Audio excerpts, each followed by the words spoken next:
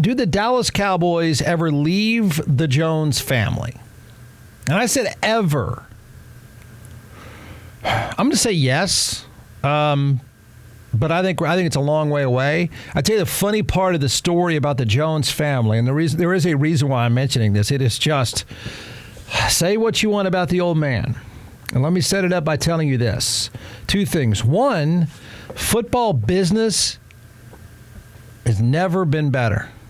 For all the people from Lampasas and Llano that used to yell at me and say no one's going to watch anymore, I'm here to tell you that the valuations of NFL franchises have outpaced practically every investment you could make.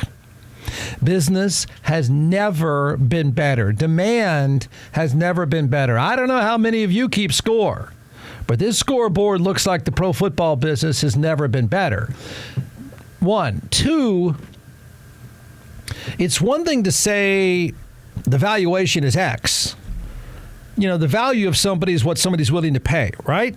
We now know the bar in the past 6 months in pro football has been set at, for the Washington Commanders or whatever their name is today, but whatever their name is going to be, that was at $6 billion. So value is what somebody's willing to pay. Here's the thing about the NFL franchises. Unless the Saudis are coming in, there's not many people left walking the planet that can afford this. So I don't know who's buying. There's one buyer waiting, and that's a person by the name of Bezos. He can afford it. He'll pay whatever. But there's not very many more of those. And one of the things that I brought up when the Washington football team, whatever their name is today, was up for sale, the NFL had a hard time because Jeff Bezos was blocked out. No joke.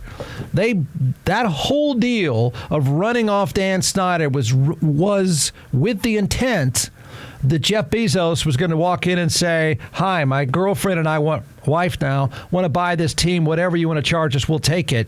And then the owner of the franchise had written into the agreement that Jeff Bezos could not buy it. The reason is Jeff Bezos also owns the Washington Post. The Washington Post is the one who outed the owner for being a perv. So then the NFL had a hard time they'd actually changed the rules on investment groups to find someone that could hurry up and get to the table with $6 billion. So, it's one thing to say it's worth $10 billion. Unless the Saudis are coming to the table, who are you going to find to pay $10 billion?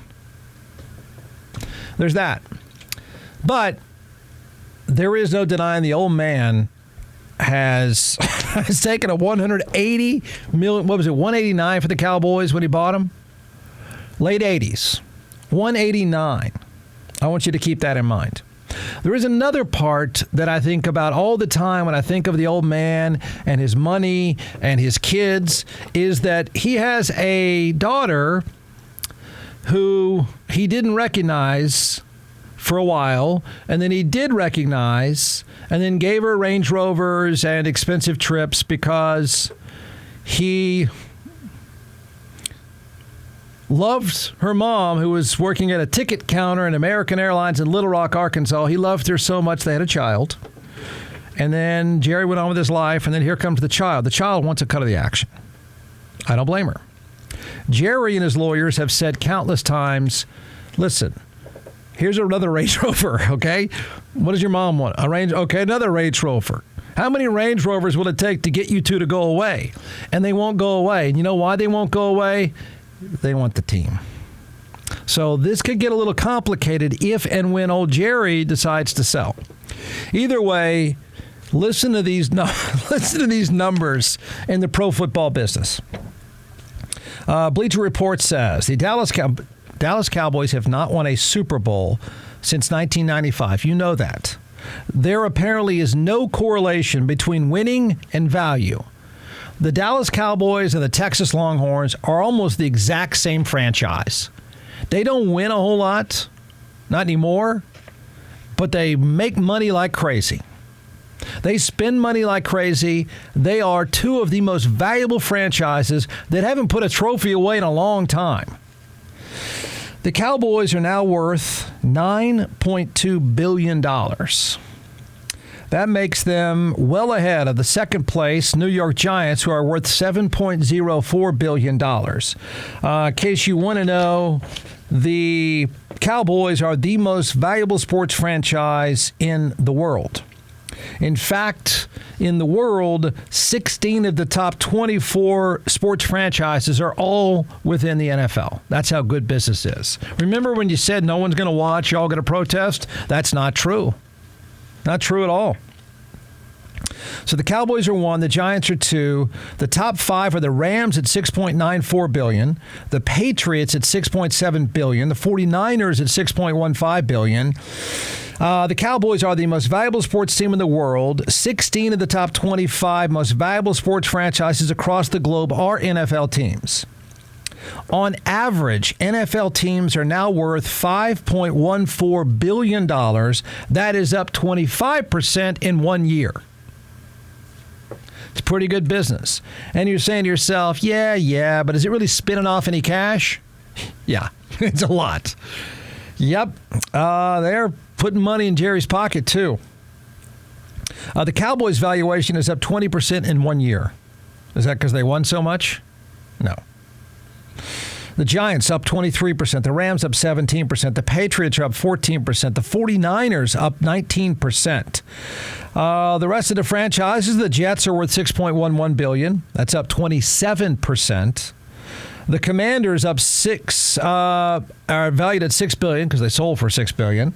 The Bears, $6 billion. That's an increase of 20%. They suck, and they still are worth $6 billion. The Eagles, $5.95. The Raiders, horrible. They're worth $5.77 billion.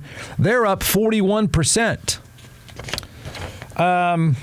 Okay, so, but Jeff, how much money is Jerry putting in his pocket?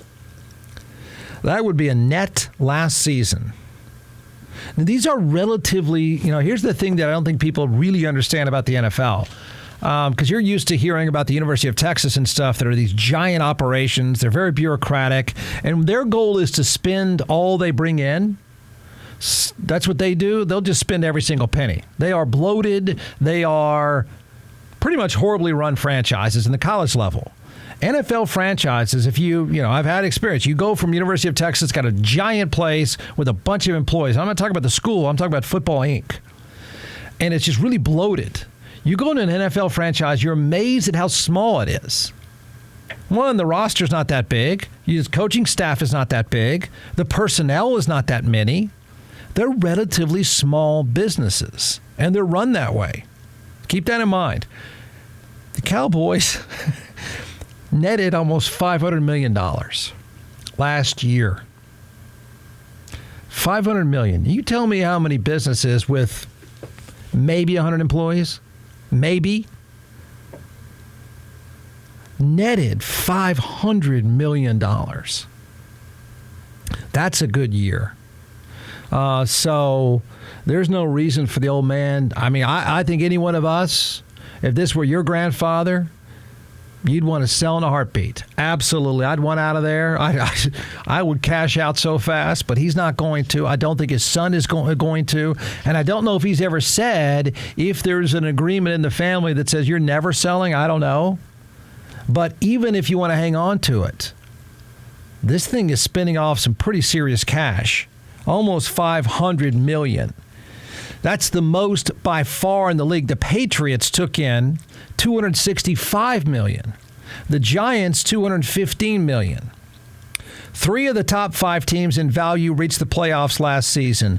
4 franchises in valuations, 4 of the 10 made it to the postseason. Winning doesn't mean money.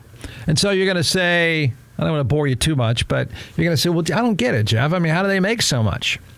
Here's how. 1, stupid taxpayers. Goal number 1, stupid taxpayers. Stupid taxpayers is usually made stupid because you have friends in politics that are willing to convince stupid taxpayers to build them a state, to build them a giant asset. So if you look at most of these valuations, not all, but most of them, they have, in other words, they've reduced their risk and had people build them their Taj Mahals. So, number 1, I'm not out a bunch of money. Secondly, what they always want are more skyboxes, because skyboxes is money straight into the owner's pocket. That's why when you wonder, why every 5 years is an owner wanting a new stadium or arena? And the reason is because that money goes directly to them. Everything else in the NFL is split. Platform dollars, media dollars, merchandising dollars, all those giant media revenues are all split. So what the owners always want is that asset, that stadium, that's what puts money directly into my pocket. So one, you're dumb enough to build it for them, because that's how they net even more money.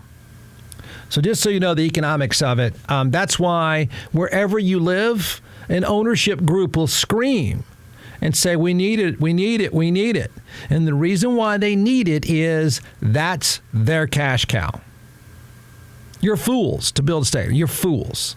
I will back it up every day of the week. You're fools. But that's how they make a lot of money. So Jerry masterfully paid, I don't know, what did he, out of pocket, what did he pay, 30 or 40% for that stadium? But he knew parking is his, pouring rights his, stadium naming rights his, skyboxes his, all that stuff in that building and around it, that goes to him. The merchandising and media rights, huge numbers. Those are split evenly. So, most of us would cash out, but you got to hand it to the old man and his family. 1980, was it 89 or 88 that he bought them? He bought them for less than $200. The valuation today, which is up 20% over last year, 25% over last year, is now almost $10 billion.